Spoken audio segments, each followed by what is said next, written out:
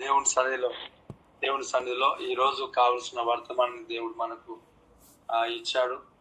ఆ మాట మధ్యరాత్రిలో నేను ప్రార్థన చేసుకుంటున్నప్పుడు దేవుని స్వరాన్ని నేను విన్నాను. ఇక్కడ ఆ మాటను తెలియచేయడానికి దేవుడు నడిపించాడు. దేవుడికి స్తోత్రం.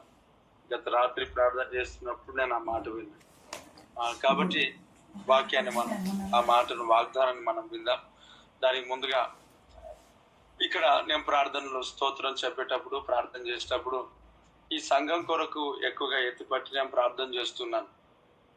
అయితే సంఘానికి వచ్చే వారి కొరకు, సంఘ బిడ్డల కొరకు, అలాగే ఈ సినాయి పర్వత ఉదయకాల ప్రార్థనలో జాయిన్ అయిన ప్రతి ఒక్కరి కొరకు నేను ప్రార్థన చేస్తున్నాను. అయితే ప్రపంచం అంతా నేను ప్రార్థన చేయాలి, ఖచ్చితంగా నేను చేస్తాను. ఇలాగే ఎందుకు చేస్తున్నాను ఈ ఉదయకాల సమయంలో అని అంటే, ఇది స్వార్థం కాదు. దేవుడు నాకు ఇచ్చిన వారిని నేను ఎరుగుదును. దేవుడు ఇచ్చిన సంఘమును నా సంఘం అని కాదు, దేవుని సంఘమే. కానీ దేవుడు నాకు ఇచ్చిన వారి కొరకై నాకు లెక్క అడుగుతాడు. దేవుని వాక్యం చెప్తుంది, ప్రభా నువ్వు నాకు ఇచ్చిన వారిలో నేను ఎవరిని కోల్పోలేదు అని అంటాడు. ఈ యొక్క సంఘానికి వచ్చేవారు, అలాగే సంఘ బిడ్డలు, తర్వాత ఈ యొక్క ఉదయకాల ప్రార్థనలో జాయిన్ అవుతున్న వారిని ఖచ్చితంగా నేను నమ్మాలి. దేవుడు నాకు ఇచ్చాడని. దేవుడు నాకు ఇచ్చాడని నేను నమ్మకపోతే జాయిన్ అవ్వలేరు కదా, ఆ సంఘానికి రాలేరు కదా. ఈ పరిచయ ద్వారా వాళ్ళు ఆశీర్వదింపబడలేరు, లేక దీవించబడలేరు, లేక మేలు పొందుకోలేరు, లేక ఈ పరిచయ ద్వారా వారికి ఏ పాత్రం కూడా అవసరత అక్కర ఉండదు. పని జరిగింది అని అంటే అర్థం ఏంటి అని అంటే, దేవుడు నాకు ఇచ్చాడు మిమ్మల్ని అనేది అర్థం. కాబట్టి నాకు ఇచ్చిన వారి కొరకు నేను ఖచ్చితంగా దేవుని సన్నిధిలో చెప్పాలి, లెక్క చెప్పాలి. కనుక నాకు ఇచ్చిన వారి కొరకు నేను ప్రార్థన చేయటం నాకు అవసరం. దేవుని వాక్యం చెప్తుంది, నేను లోకం కొరకు ప్రార్థన చేయటం లేదు ప్రభా, నువ్వు నాకు ఇచ్చిన వారి కొరకు నేను ప్రార్థన చేస్తున్నాను. సో వ్యక్తిగతంగా నేను ప్రార్థన చేస్తాను. మరొక విషయం ఏమనంటే, అంచె దినాల్లో ఏవైతే ఈ శ్రమలు, కష్టాలు, కరువులు, భూకంపాలు, జనం మీదకి జనం, ఏదైతే వాక్యం ఉందో వాగ్దానం నెరవేర్చబడుతుంది. కాబట్టి మనం వాటి కొరకు ప్రార్థన చేసినా చేయకపోయినా ఖచ్చితంగా అవి జరుగుతాయి. కాబట్టి మనం చేయాల్సిన ప్రార్థన అంశాలు ఎలాంటి అంటే, ప్రభా ఇవన్నీ ఆగిపోవాలని కాదు మనం చేయాల్సింది ప్రార్థన. ప్రభా వీటన్నిటిలో ప్రజలు క్షేమకరంగా ఉంచునాయనా అని కొంత అడగాలి. చిన్న బిడ్డల కొరకు ప్రార్థన చేయాలి, చిన్న బిడ్డలకు క్షేమం దేవుడు ఇచ్చినట్టుగా. అదే సమయంలో దేవుని ప్రజలు ఎక్కడున్నా కాచి కాపాడబడాలి. ఇది మన ప్రార్థన.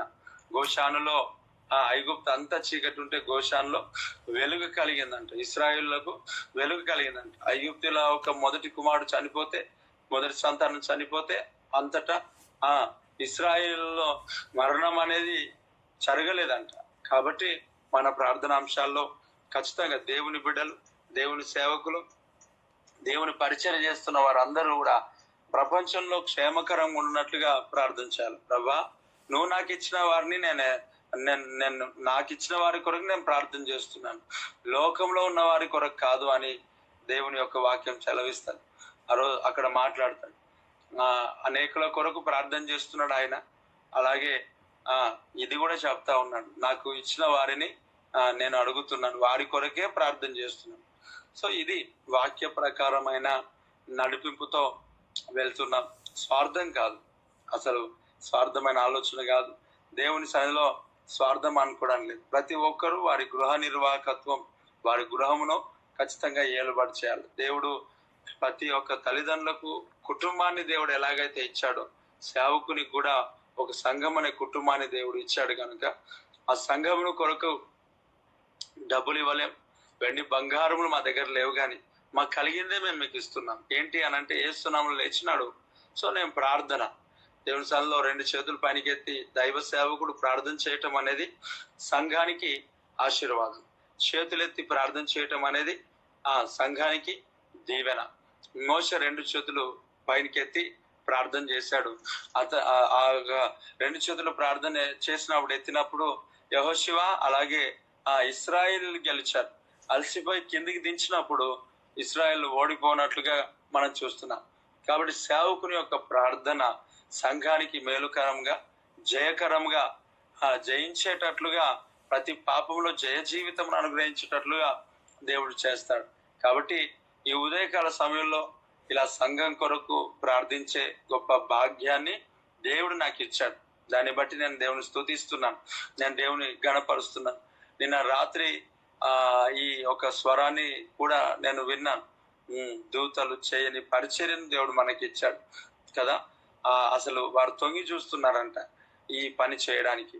కాబట్టి ఈ సంఘంలో, ఈ పరిచర్యలో, అలాగే దేవుని పని చేస్తుంటున్న ఇక్కడ సినాయి పర్వత ప్రార్థనలో జాయిన్ అయిన ప్రతి ఒక్కరికి కూడా దేవుడు దూతలు చేయని పనిని ప్రభు మనకి ఇచ్చాడు.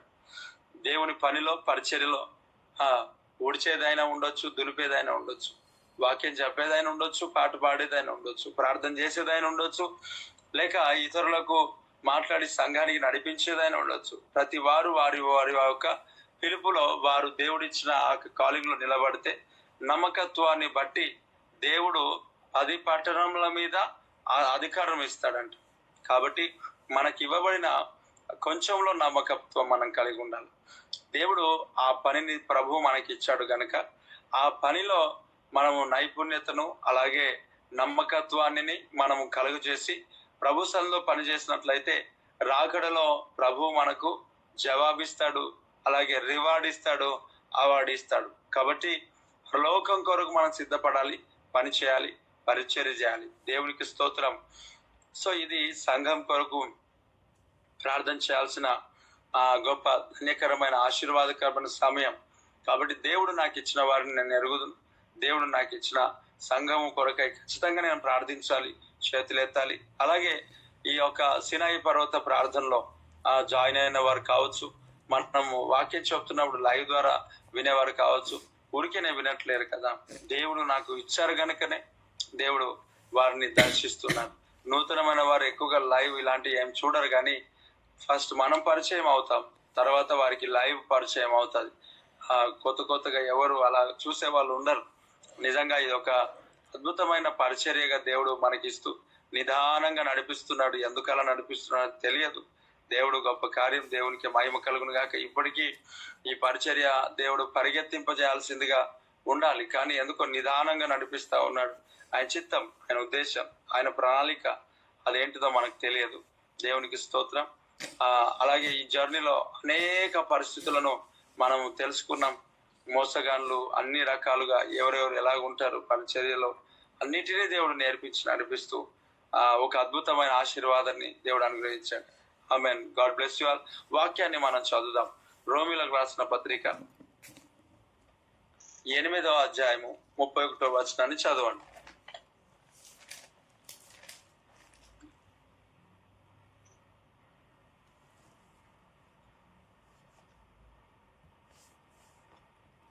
ఇట్లుండగా ఏమందుము? దేవుడు మన పక్షమునుండగా మనకు విరోధి ఎవడు?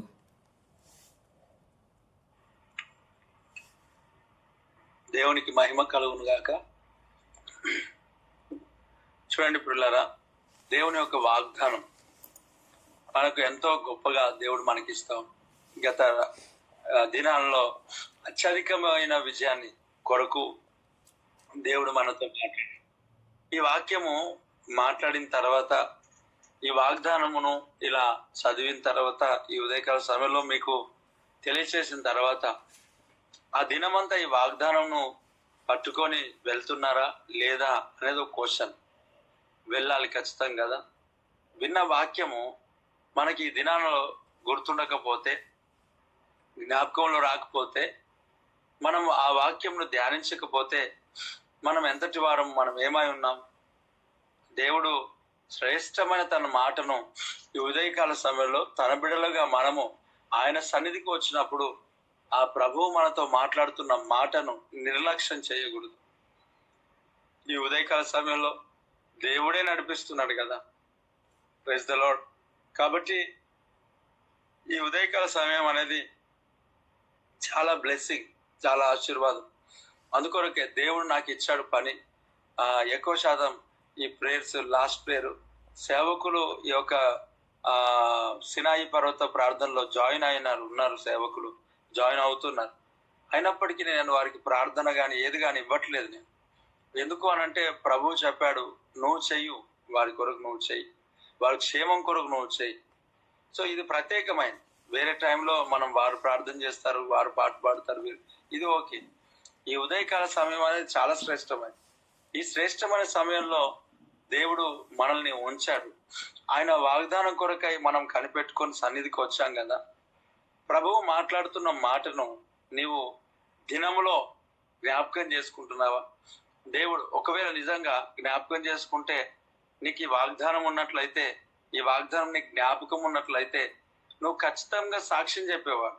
ఎందుకనంటే ఆ దినానికి సంబంధించిన ఆ వాగ్దానం ఎక్కడో ఒక దగ్గర మన జీవితంలో పని చేస్తుంది కదా.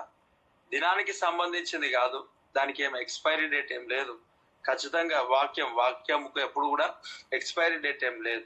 మన జీవిత కాలం అంతా నిలిచి ఉండేది వాక్యం కనుక ప్రతి వాగ్దానములకు ఎక్స్పైరీ డేట్ ఏం లేదు. మన జీవితంలో నెరవేర్చబడతానే ఉంటాయి ఖచ్చితంగా.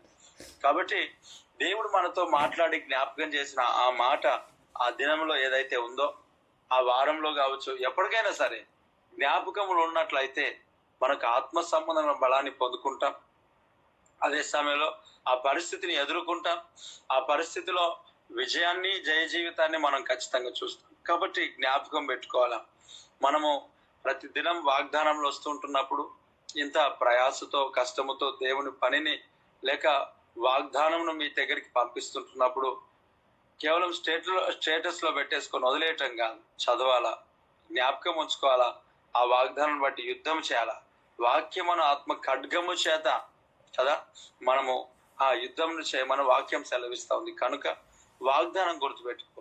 ఇక్కడ అన్నాడు, దేవుడు మన పక్షమున ఉన్నాడు. దేవుడికి స్తోత్రం. నిజంగా దేవుడు మన పక్షమున ఉంటే ఎవడు నిలబడగలుగుతాడు? ఎవడు విరోధంగా ఉండగలుగుతాడు? ఎవడు మన ఎదుట నిలబడి విజయాన్ని పొందగలుగుతాడు? మొట్టమొదట దేవుడు మన పక్షమున ఉండాలి. దేవునికి స్తోత్రం.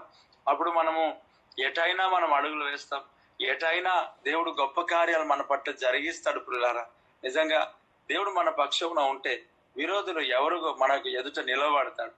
ఎవడు నిలబడతాడు? విరోధి ఎవడు నిలబడతాడు? దేవుడు శత్రువులను సైతం మిత్రులుగా మార్చేవాడై ఉన్నాడు. గాలి చెదరగొట్టు పొట్టు వలె ఆ యొక్క శత్రువులను, భక్తులను చేసే దేవుడై ఉన్నాడు.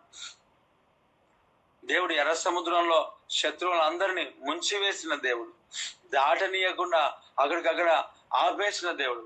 ఫిలిస్తీన్ల పైన, అమోనీయుల పైన, అమోరీల పైన, మోయాబీల పైన, ఇదిగో వీరందరు మిథ్యానీయుల పైన దేవుడు విజయాలను అనుగ్రహించిన దేవుడు. దేవునికి స్తోత్రం. వీరందరి పైన అత్యధికమైన విజయాన్ని దేవుడు మనకి ఇచ్చాడు. మనకు దేవుడు మనతో ఉన్నాడు, మన పక్షమున ఉన్నాడు. మనకు విరోధి ఎవడు నిలబడగలుగుతాడు? ఎవడు కూడా మనకు వ్యతిరేకంగా నిలబడలేడు. ఎవడు కూడా మనకు వ్యతిరేకంగా నిలబడి జయాన్ని పొందుకోలేడు. దేవుడు మన పక్షమున ఉన్నాడు. Praise the Lord. దేవుడు మన పక్షమున ఉన్నాడు.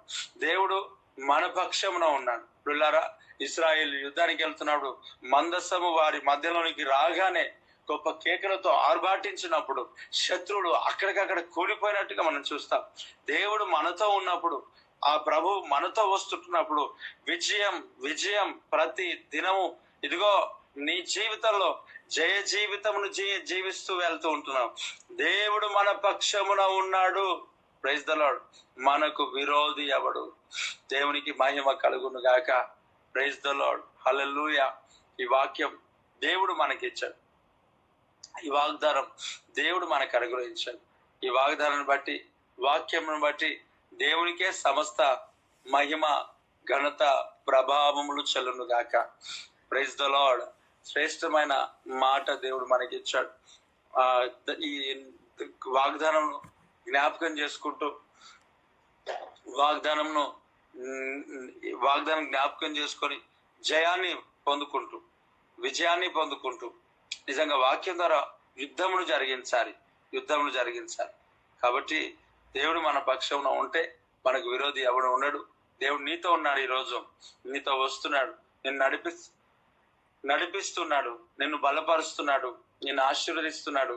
నీతో పాటు ఆ ప్రభు అయిన యేసుక్రీస్తు నీ పక్షంలో ఉండి నడిచి చుట్టూండగా దేవుని సన్నిధిలో ధైర్యముతో ముందుకు సాగుదువు గాక.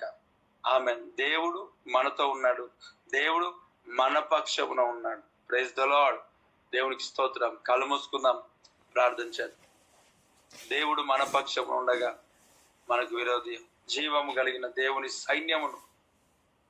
సైన్యముతో సాతాను ఓడిస్తాం, అపవాదును ఓడిస్తాం. జయకరమైన జీవితాన్ని ప్రభు మనకిస్తుంది. Praise the Lord. Thank you father. Hallelujah. స్తోత్రం స్తోత్రం స్తోత్రం స్తోత్రం. దేవా స్తోత్రం. జయించే కృప దేవుడు ఇస్తున్నాడు మనకు. విరోధులు ఎవరు లేకుండా శత్రువుల ఎదుట దేవుడు భోజనాన్ని సిద్ధపరిచేవాడై ఉన్నాడు. దేవుడు మన పక్షం ఉన్నాడు. మనకు విరోధులు ఎవరు? మనకు ఎవడు విరోధంగా నిలబడగలుగుతాడు? ప్రభు మనతో ఉన్నాడు, మనతో ఉన్నాడు. నాతో నీతో ప్రభు ఉన్నాడు. ఆయన మనల్ని నడిపిస్తున్నాడు, ఆయన మనల్ని బలపరుస్తున్నాడు. Thank you father, Lord Jesus. You are holy father, you are holy God. నువ్వు తెలియజేసిన వాగ్దానం వాక్యమును బట్టి స్తుతిస్తున్నాం, మహింపరుస్తున్నాం. యేసయ్యా నీకే స్తోత్రం. Thank you father. జయమునిచ్చినందుకై స్తోత్రం. నీవు మాకు తోడుగా వస్తున్నందుకై స్తోత్రం. నీవు మాతో ఉన్నందుకై స్తోత్రం. మా పక్షమున నిలబడినందుకై స్తోత్రం. యేసయ్యా నీ కృపా నన్ను అమరత్వానికే అర్హునిగా మార్చెను. యేసయ్యా నీ కృపా అర్హునిగా మార్చెను. యేసయ్యా నీ కృపా నీ హస్తపు నీడకు పరుగెత్తగా నీ శాశ్వత కృపతో నింపితివా. నీ సన్నిధిలో దీనుడనై ఆనుకొనేదని కృపయన్నడు. నీ సన్నిధిలో దీనుడనై ఆనుకొనేదని కృపయన్నడు. యేసయ్యా నీ కృపా నన్ను అమరత్వానికే అర్హునిగా మార్చెను. యేసయ్యా నీ కృపా అర్హునిగా మార్చెను. యేసయ్యా నీ కృపా కృపా కృపా కృపా. మహోన్నతుడా, కృప కలిగిన తండ్రి, ఈ దినానికి మాకు ఆశీర్వాదకరంగా మార్చండి. ఈ దినాన్ని దీవెనకరంగా మార్చండి. మమ్మల్ని ఆశీర్వదించి ఇవ్వండి. దుర్వార్తలు తొలగించి ప్రయాణంలో తోడుగా ఉండు. క్షేమం కాపుదల దయచేయి దేవా. ఇదిగో ఇక్కడ ఈ యొక్క ఈ యొక్క సినాయి పర్వత ఉదయకాల ప్రార్థనలో జాయిన్ అయిన ప్రతి ఒక్కరికి క్షేమమును కాపుదలను దేవ అనుగ్రహించి నడిపించు. గొప్ప కార్యాలు చేసి నిలబెట్టి మహిమ పొందుకోమని, ఆరోగ్యంతో ఆశీర్వాదంతో నింపమని యేసు నామములో స్తుతిస్తూ, ఈరోజు వారు ఏదైతే ప్రణాళికలు ఉన్నాయో నీ చిత్తానుసారంగా ప్రతి ప్రణాళికలు ప్రతి ఉద్దేశాలు నెరవేర్చి ఆశీర్వదించమని యేసు క్రీస్తు నామములో. అయా, 2 వీలర్ ఎవరైతే కొనబోవడానికి సిద్ధపడుతున్నారో, ఆశపడుతున్నారో, 2 వీలర్ కొరకు ఎంతో ఎవరైతే ఆశించి కొనాలని ఆలోచన చేస్తున్నారో దైవ వారికి ఇవ్వబోతున్నందుకే స్తోత్రం. క్షేమం దయచే, ఆరోగ్యం దయచే, ఆర్థిక సహాయాలు దయచే, దీవించి మహిమ పొందుకోమని నజరుడైన యేసు నామములో స్తుతిస్తూ ప్రార్థిస్తున్నాను తండ్రి, ఆమేన్. చేయబడిన ప్రతి ప్రార్థన విజ్ఞాపన దేవుని సన్నిధిలో దేవుడు జవాబిచ్చినట్లుగా వాగ్దానాన్ని బట్టి వాక్యం బట్టి దేవుని కృతజ్ఞతాస్తులు చెల్లిస్తూ విజయాన్ని దేవుడు అనుగ్రహించి నడిపించినట్టుగా 2 చేతులు పైకి ఎత్తి స్తోత్రం చెప్దాం. స్తుతి స్తోత్రం స్తుతి స్తోత్రం స్తుతి స్తోత్రం స్తుతి స్తోత్రం స్తుతి స్తోత్రం స్తుతి స్తోత్రం స్తుతి స్తోత్రం స్తుతి స్తోత్రం స్తుతి స్తోత్రం స్తుతి స్తోత్రం స్తుతి స్తోత్రం స్తుతి స్తోత్రం స్తుతి స్తోత్రం స్తుతి స్తోత్రం స్తుతి స్తోత్రం స్తుతి స్తోత్రం. Amen amen. మన తండ్రి అయిన దేవుని యొక్క ప్రేమ, కుమారుడైన యేసుక్రీస్తు యొక్క కృప, పరిశుద్ధాత్మని యొక్క అన్యోన్య సహవాసం ఇప్పుడు ఎల్లప్పుడు సకల పరిశుద్ధులకును సార్వత్రిక సంఘమునకును ఈ యొక్క సినాయి పర్వత ఉదయకాల ప్రార్థనలో జాయిన్ అయిన ప్రతి ఒక్కరికి సదాకాలము తోడు నిండి అయినను గాక. ఆమెన్. ఆమెన్.